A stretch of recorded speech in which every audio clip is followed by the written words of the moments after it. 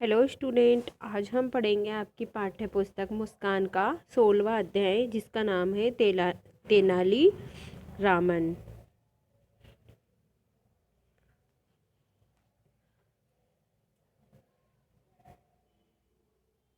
तो बच्चों, तेनाली रामन राजा कृष्णदेव राय के चतुर व बुद्धिमानी दरबारी थे। राजा कृष्णदेव के कठिन प्रश्नों का समाधान करने का उनका तरीका सबको प्रसन्न कर देता था। राज्य में कुल कितने कौवे हैं और धरती का केंद्र कहाँ है जैसे कठिन प्रश्नों का समाधान तो उन्होंने किया ही। अगरबत्तियों का 2 हाथ लंबा धुआं जब राजा ने मांगा, तब उसे भी कांच की नली में भरकर उन्होंने राजा को संतुष्ट और शेष दरबारियों को चकित कर दिया। इसके बाद आते हैं हमारे अध्याय की तरफ। तेनालीरामन की गिनती चतुर और बुद्धिमान लोगों में होती थी। तो बच्चों, तेनालीराम जो थे उनकी गिनती चतुर और बुद्धिमानी जो लोग थे उनमें होती थी। वह राजा कृष्णदेव राय का दरबारी था, पर उस पर राजा बहुत प्रसन्न थे। वो थे तो एक दरबारी ही, लेकिन उन पर राजा बहुत प्रसन्न थे। तेनालीरामन हर मुश्किल का हल इतनी आसानी से निकालते थे कि लोग देखते रह जाते थे। तो तेनालीराम हर मुश्किल का हल इतनी आसानी से निकालते थे कि लोग देखते रह जाते थे। कभी कभी राजा कृष्णदेव मनोविनोद के लिए भी उससे प्रश्न पूछते थे। तो कभी कभी वो मनोविनोद के लिए भी प्रश्न पूछते थे। मनोविनोद क्या होता है? आनंद के लिए या मनोरंजन के लिए वो प्रश्न पूछते थे। एक दिन राजा ने तेनालीरामन से पूछा, तेनालीरामन, क्या तुम बता सकते हो कि हमारे राज्य में कुल कितने कौवे हैं? तो वो क्या करते थे, केवल मनोरंजन के लिए भी तेनालीराम से प्रश्न पूछ लिया करते थे। तो उन्होंने एक दिन तेनालीराम से पूछा कि तेनालीराम, क्या तुम बता सकते हो कि हमारे राज्य में कुल कितने कौवे हैं? तो तेनालीराम प्रश्न सुनकर हैरान रह गया। तो तेनालीराम जो थे वो प्रश्न सुनकर हैरान रह गए कि कौवों की गिनती कैसे की जाए। उसने राजा का मुख देखा। उनके चेहरे पर शरारत दिखाई दे रही थी। तो राजा के चेहरे पर क्या दिखाई दे रही थी? शरारत दिखाई दे रही थी। तेनाली उनके मन की बात समझ गया। बोला, जी हाँ महाराज, मैं बता सकता हूँ कि राज्य में कुल कितने कौवे हैं। तो महाराज ने कहा, बिल्कुल ठीक संख्या बतानी होगी। तो राजा ने उनसे कहा कि बिल्कुल सही बताना होगा कि राज्य में कुल कितने कौवे हैं।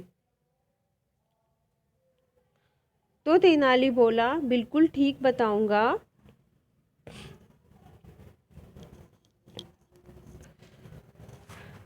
राजा ने चेतावनी देते हुए कहा, अगर गलत संख्या हुई तो मृत्युदंड मिलेगा। तो अगर तुमने गलत संख्या बताई तो तुम्हें मृत्युदंड दिया जाएगा। तो तेनालीराम कहता है, मुझे स्वीकार है।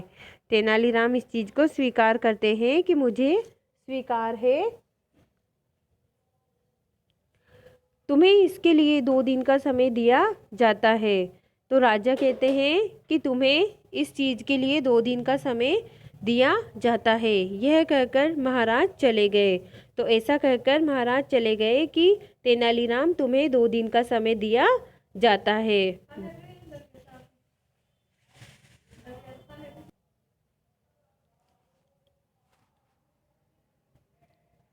तो यह कहकर महाराज चले गए। दरबारियों ने सोचा, अब तो तेनालीराम फंसेगा। तो दरबारियों ने खुश होते हुए सोचा कि अब तो तेनालीराम फंसेगा, क्योंकि कौवे की संख्या तो तेनालीराम बता ही नहीं सकता कि कितने कौवे हैं। 3 दिन बाद तेनालीराम दरबार में पहुंचा। तो 3 दिन के बाद तेनालीराम दरबार में आता है। सारे दरबारी कौतूहल से उसे देख रहे थे। तो कौतूहल से वो दरबारी उसे देख रहे थे। किसे देख रहे थे दरबारी? तेनालीराम को देख रहे थे।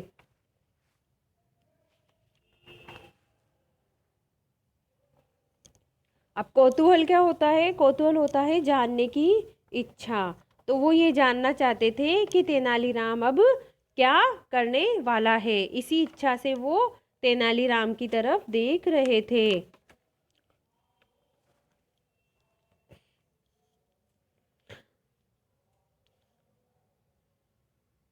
महाराज ने उससे कौओं की ठीक संख्या पूछी। तो महाराज ने फिर उससे कौओं की ठीक संख्या पूछी कि तेनालीराम, आप बताओ कौओं की ठीक संख्या क्या है। तो तेनालीराम ने कहा, महाराज हमारे राज्य में कुल 2,07,88 कौवे हैं। तो हमारे राज्य में कुल 2,07,88 कौवे हैं। राजा कहता है, कैसे मानूं कि ये संख्या सच है। तो महाराज कहते हैं कि मैं कैसे मान लूं कि ये संख्या सच है कि राज्य में कितने कौवे हैं, 2,07,88 कौवे हैं।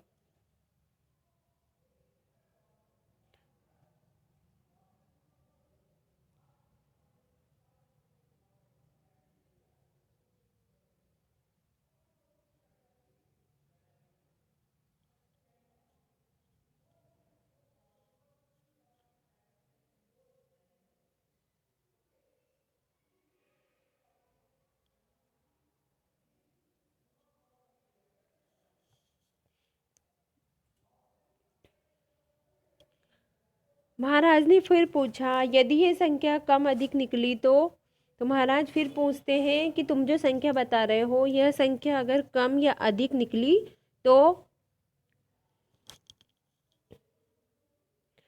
तेनालीराम बोला, ऐसा नहीं होगा महाराज, अगर ऐसा हो भी गया तो समझ लें कि या तो कुछ कौवे बाहर अपने संबंधियों से मिलने गए हैं या कुछ अतिथि बनकर हमारे राज्य में आए हुए हैं। तो कि अगर कम ज़्यादा संख्या हुई तो ये समझ लेना कि या तो कुछ अतिथि बनकर बाहर गए हुए हैं या फिर कुछ अतिथि बनकर हमारे राज्य में आए हुए हैं।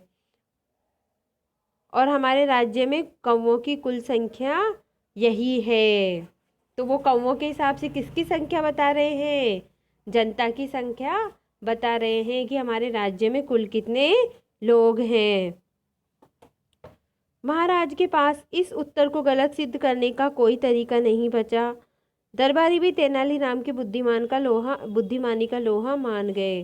तो महाराज के पास इस उत्तर को गलत सिद्ध करने का कोई तरीका नहीं बचा कि इतने कौवे राज्य में हैं, क्योंकि वो गिन तो सकते ही नहीं है। दरबारी भी तेनालीराम की बुद्धिमानी का लोहा मान गए। एक दिन राजा कृष्णदेव राय ने तेनालीराम से पूछा, क्या तुम बता सकते हो कि धरती का ठीक केंद्र कौन सा है। तो कौवे वाली बात तो यहीं पर खत्म हो गई और राजा के पास में कोई और रास्ता नहीं बचा। तो उन्होंने उस चीज़ को मान लिया कि भाई हाँ, इतने ही कौवे हैं। इसके बाद में दूसरा मजाक राजा करता है। वो राजा कहता है, एक दिन राजा कृष्णदेव ने तेलारीराम से पूछा, क्या तुम बता सकते हो कि धरती का ठीक केंद्र कौन सा है। तो तेनालीराम बोला, यह तो मैं अभी बता सकता हूँ। तो कि ये तो मैं अभी भी बता सकता हूँ कि धरती का ठीक केंद्र कौन सा है। बताओ, महाराज ने कहा। तो महाराज ने कहा, बताओ कहाँ कहाँ पर है। तेनालीराम ने कहा, मुझे एक कील और हथौड़ा मंगा दे। तो तेनालीराम ने एक कील और एक हथौड़ा मंगाने के लिए कहा। महाराज ने कील और हथौड़ा मंगा दिया। तो महाराज ने कील और हथौड़ा मंगवा दिया। तेनालीराम ने उस कील को दरबार के बीच में गाड़ दिया और बोला, महाराज पूरी धरती का यही केंद्र है, आप चाहे तो माप सकते हैं।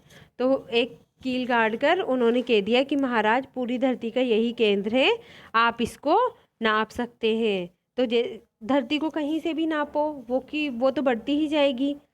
तो कितना भी नापो, उसका केंद्र यहीं पर है। तो इस तरीके से तेनालीराम ने राजा को जवाब दिया।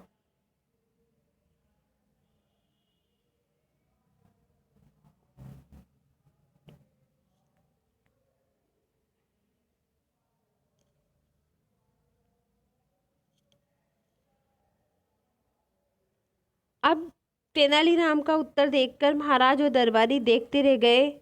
और उसे मापेगा कौन, तो कि इतनी दूर तक धरती को मापेगा कौन। तेनालीराम जितना जितना राजा का दिल जीतता गया, उतना उतना दरबारी लोग उससे जलने लगे। तो जैसे जैसे तेनालीराम राजा का दिल जीतता जा रहा था, दरबारी उससे जलते जा रहे थे।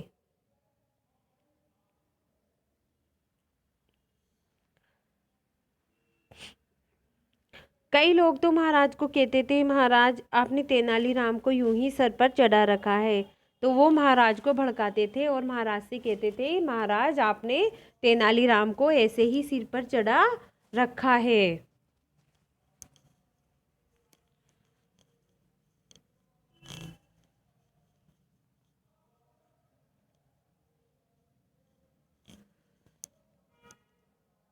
उसमें ऐसी क्या खास बात है जो हम में नहीं? तो दरबारी कहते थे भाई उसमें ऐसी कौन सी खास बात है जो हम में नहीं है। महाराज ये बात सुनकर चुप रह जाते थे। तो महाराज उन सब की बातें सुनकर चुप रह जाते थे।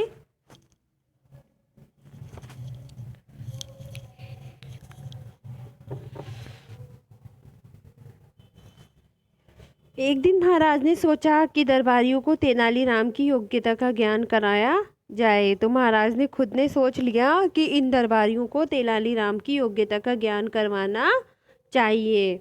उन्होंने दरबार में घोषणा की, यह देखो सामने 2 अगरबत्तियां जल रही हैं, इनका धुआं उठ रहा है। उनमें से मुझे 2 हाथ लंबा धुआं चाहिए।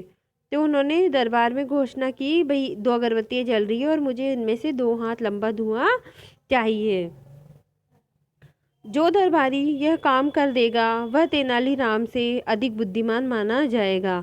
तो जो भी दरबारी यह काम कर देगा वह तेनालीराम से बुद्धिमान माना जाएगा। कौन सा काम? कि अगरबत्तियों का 2 हाथ धुआं राजा को चाहिए। सारे दरबारी हैरान रह गए, किसी को कुछ समझ नहीं आया। तो सभी दरबारी हैरान हो गए, किसी को कुछ समझ में नहीं आ रहा था। एक आध ने धुएं को हाथ से मापने की कोशिश भी की थी और एक आध जो थे मतलब थोड़े बहुतों ने धुएं को हाथ से मापने की कोशिश भी की, परंतु इस मूर्खता पर तो सब लोग हंसने लगे। तो जब हाथ से नापने लगे तो लोग सब हंसने लग गए। महाराज सबको चुप देखकर मुस्कुराने लगे। जब किसी ने भी उत्तर न दिया तो महाराज ने तेनालीराम से पूछा, क्या तुम 2 हाथ धुआं माप कर दे सकते हो? तो जब पूरे दरबारियों में से किसी ने भी उत्तर नहीं दिया तो महाराज ने तेनालीराम से कहा, क्या तुम 2 हाथ धुआं माप कर दे सकते हो? तो तेनालीराम ने कहा, जी हाँ महाराज। महाराज ने कहा, तो मापो। तो भाई ऐसा है अगर तो माप के दिखाओ मुझे 2 हाथ धुआं, और मुझे माप करके 2 हाथ धुआं दो।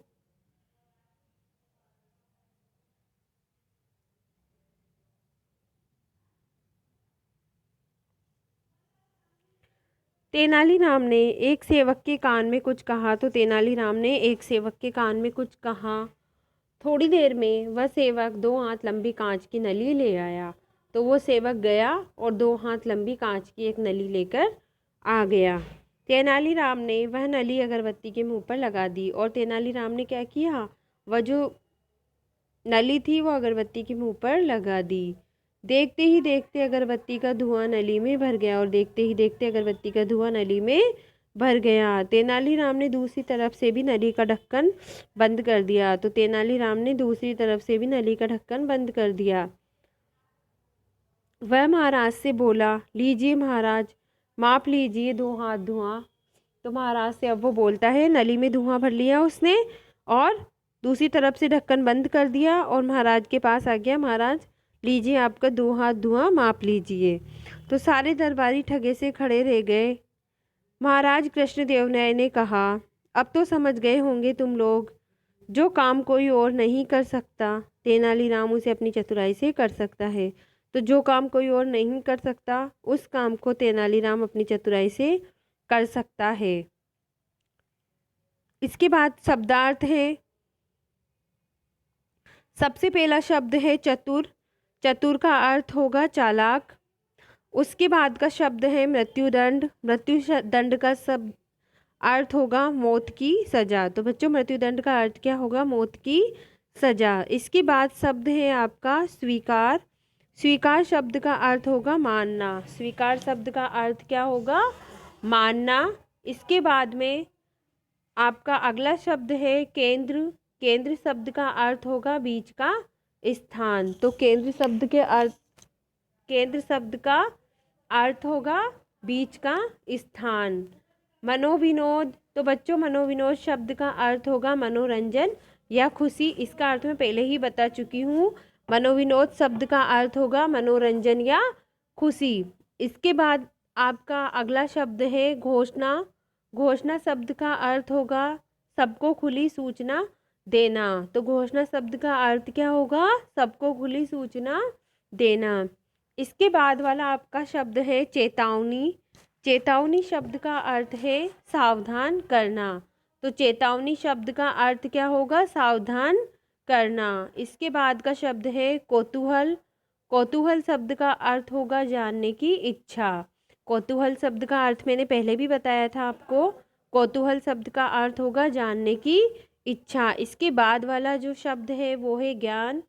ज्ञान शब्द का अर्थ होगा जानकारी।